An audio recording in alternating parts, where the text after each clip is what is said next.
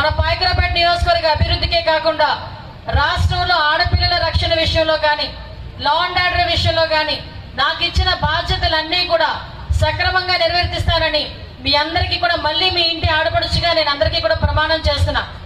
అందులో భాగంగానే ఈరోజు మంచి ప్రభుత్వం అని ఒక మంచి కాన్సెప్ట్ తీసుకొచ్చి ఒక 100 రోజులు ఈ గవర్నమెంట్ వచ్చిన తర్వాత 100 రోజులు ఈ 100 రోజుల కార్యక్రమంలో మీ అందరితోని కూడా మేము ఏం చేసాము, ఇంకా ఈ ప్రజలకు ఏమి చెయ్యాలి అని ఒకే ఒక ఉద్దేశంతో గౌరవ ముఖ్యమంత్రి గారు మీ అందరి దగ్గరికి మమ్మల్ని పంపించడం జరిగింది.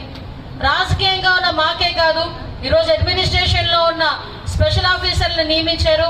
ఎండిఓలు, ఎంఆర్ఓలు, ప్రతి ఒక్క శాఖకి సంబంధించిన అధికారులందరూ కూడా మీ ఎదురుగా ఈరోజు వచ్చున్నారు.